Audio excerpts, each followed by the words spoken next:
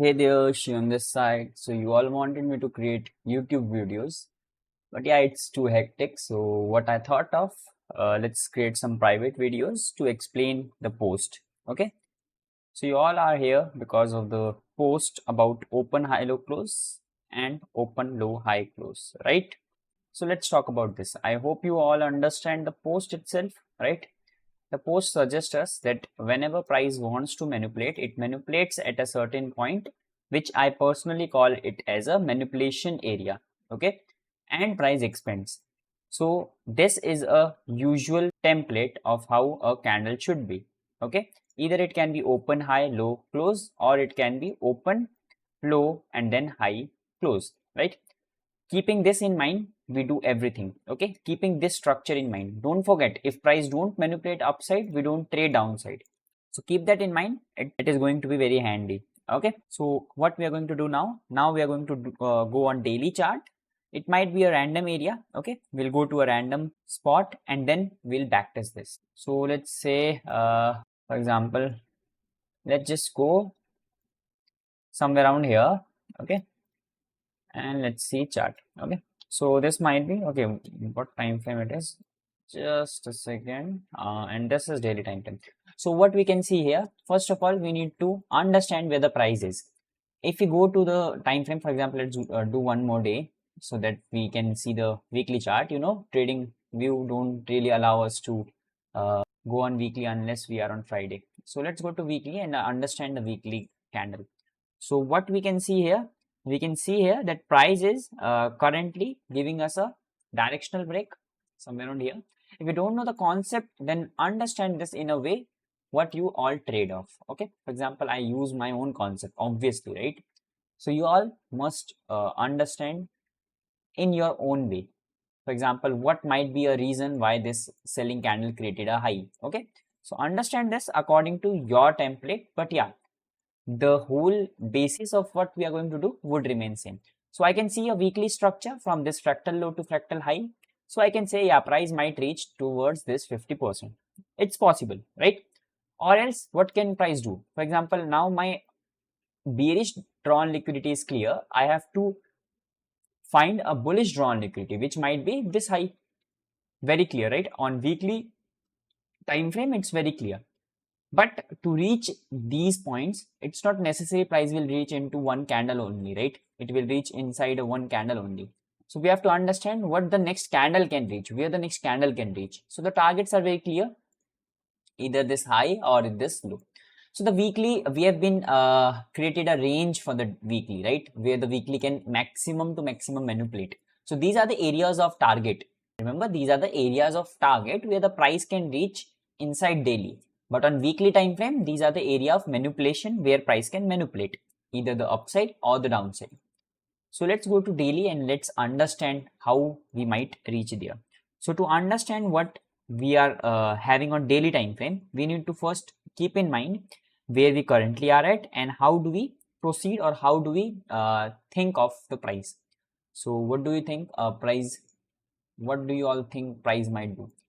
Looking at this structure, this looks bearish to me, this looks bullish to me. So at the perfect spot on daily's time frames, we are currently at 50%, right? Similarly, this was weekly's 50%, remember? Now this is daily's 50%. So this is exactly first key level, first low on the daily's key level. Daily spot, this is the first key level. So to understand what might happen the next day, we need to first find the area of manipulation. So we've got the area of manipulation. If price is not manipulating to the weekly's low, then it can expand directly. If price wants to target the weekly low for on daily, then we have to respect this rejection and go directly bearish.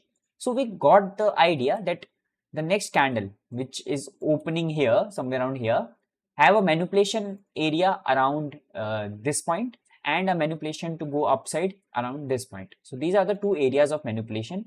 Areas of target would be this high and this low. So that is according to daily's perspective. Okay. So now if we go to the 4-hour and now we will understand how the price will do what it wants to do. So first I can see price might open and now I got the 4-hour area of manipulation where the daily wick can happen, right? because this is the area of target for daily to go for shorts. And if price wants to reach there, then we have to manipulate higher first. So this is your sell zone for the daily perspective, and this is your buy zone for the daily's perspective. And this way you can understand every price action. Whenever you don't understand where price is going for drawn liquidity, just do both of them. I personally prefer to do both of them. I wait where price will reach, and according to pair, then I choose my trade. For example, we can see here, price can either manipulate lower or price can either manipulate higher. Wherever the manipulation happens first, that would be the area of manipulation, and then we will target the high or the low wherever the price goes. And we don't usually target the highs and lows. We target a fixed risk reward, because yeah, it all depends on you. I'm not going to go that deep inside the risk management part. So yeah, looking at this candle, first candle, if we see the first candle where price is manipulating, so price is manipulating lower. What we can expect? We can expect that price has not manipulated higher yet. So this lower manipulation might be a fake out, and we might manipulate lower. So we got the point. So now we have to wait for price to manipulate this low if it is possible.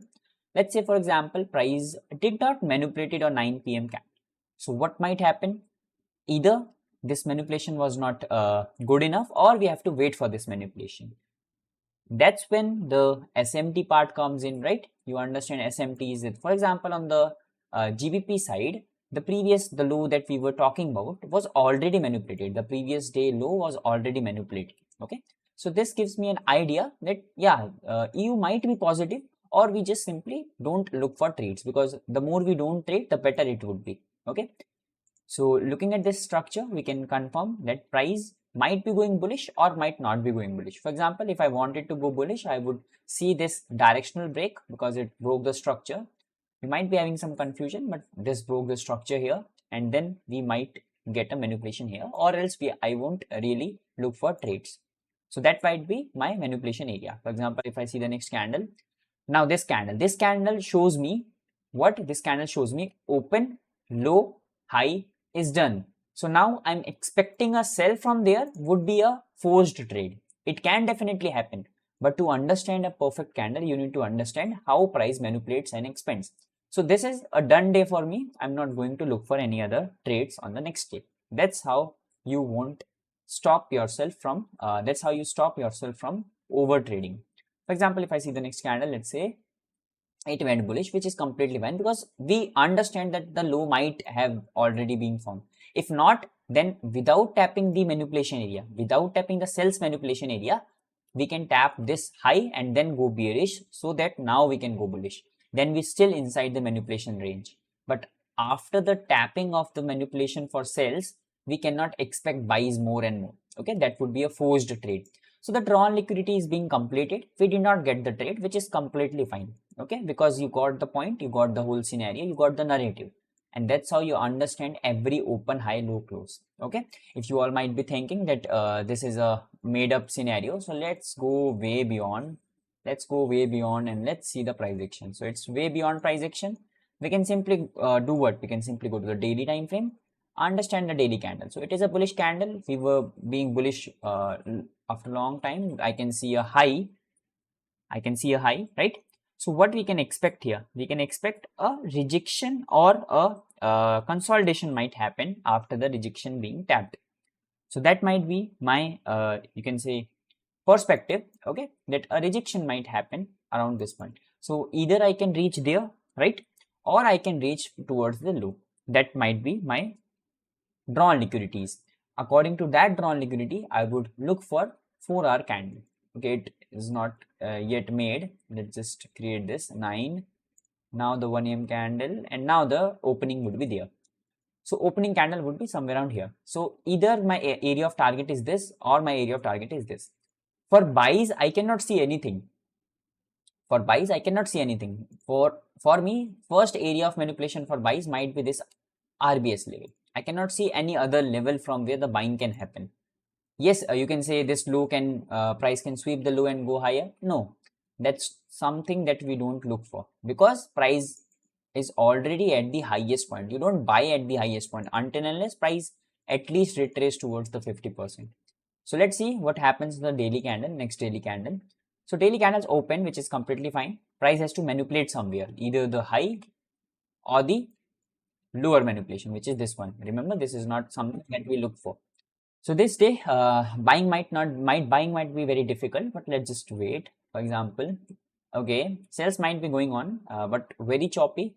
Let's just wait for the candle, okay, and that might be a consolidation there, and the TP might be done without manipulating higher. See, understand the concept. We did not buy from here. See, it might have been giving us the buying signals, right? Okay, it did not, but yeah, the buying did not happen. The selling continuously started. You can definitely go with the open price tapping and price going bearish. That is completely fine. But to understand candle on a bigger perspective, then you need to understand what is a good day for you. Does this look like a good day to you? Does this look like open, high, low, close? No. So that might not be a good day for me at least. Okay. You all can trade this. You all can find some your own thought process, right? So it all depends on how you think. So that's how you can understand a candle. That's how you dissect a candle. Just for a recap purpose, this is your open price. What do we expect? A manipulation to the upside or the manipulation to the downside? Anything can happen from these two scenarios. Let's say price manipulated higher first. So what would be my target? My target would be, first of all, the area of manipulation to go for buys, because I wanted to go for buys from here also, right? So my first target would be this obstacle. Now, because this is an obstacle, this might be my break-even point. I can set my stop loss break-even, and then I can target my area of target, which would be a area of manipulation for buys, which is way much lower, which you won't expect price to, manipulate that much. Because this much manipulation for buys looks good, but this much does not make sense. So that's how you understand and dissect a candle.